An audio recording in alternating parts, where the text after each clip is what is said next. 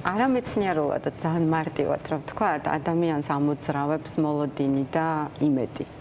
ანუ საზრისი, რომელიც იქმნება მოლოდინით და იმედით, ხო?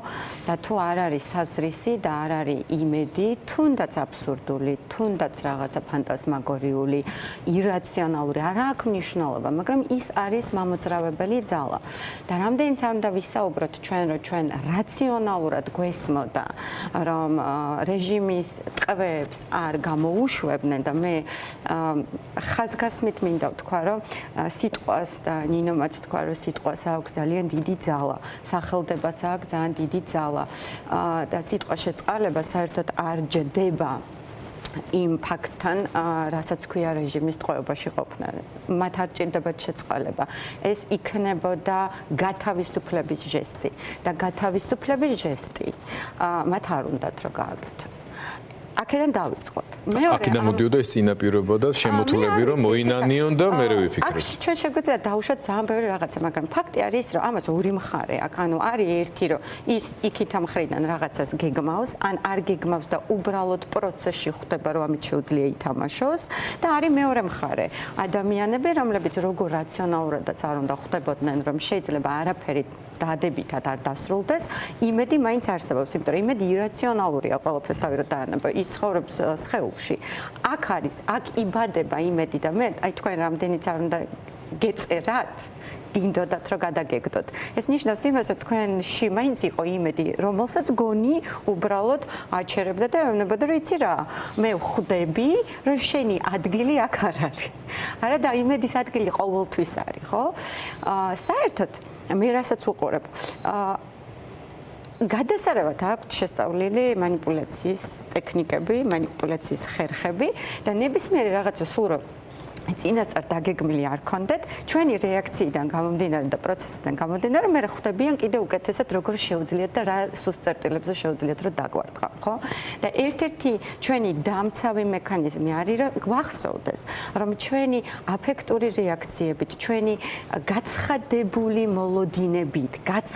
მოლოდინებით უბრალოდ მათ ვაძლევთ ხელს იმას, რომ კიდე უფრო მეტად გვეთამაშონ.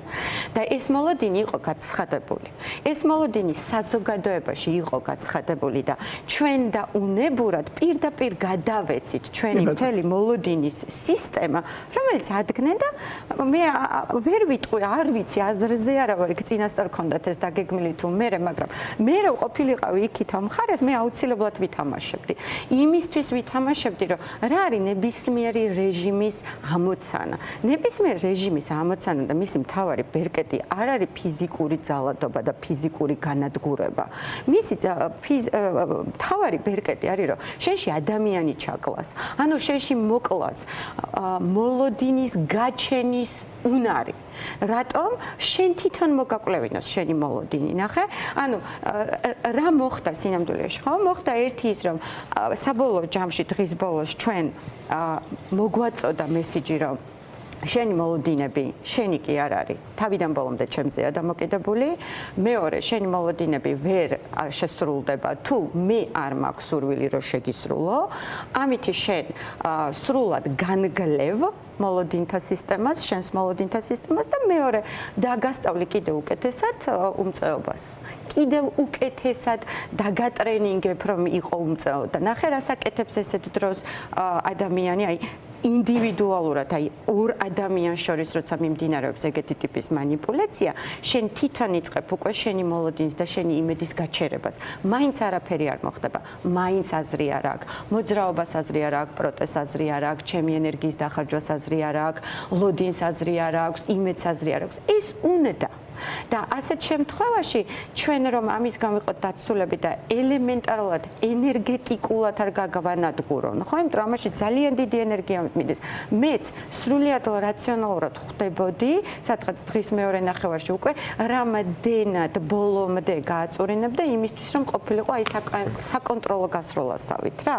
ბოლომდე ყველას ენერგია, ფიზიკურიც და ემოციურიც წასულიყო და ალბათ რამდენად სასაცილო იყო მათთვის აი ეს რაღაცა Facebook სხვადასხვა პოსტები, როგორ ჩანდა რამდენად ელოდება საზოგადოება. თვითონ ხედავთ ამ ხალხის მანიპულატორს ძალიან ახარებს, ის ამით იკვებება, როცა შენს მოლოდინს ხედავს და ხდება როგორ შეუძლია ეს გაგიცამტვეროს, ხო?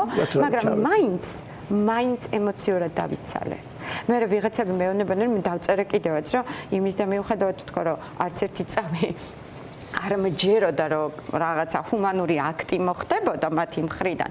ემოციურად და რამ დაქცალა ემოციურად და იმან რომ ადამიანები ვართ. ამაზე დგას ჩვენი ადამიანობა.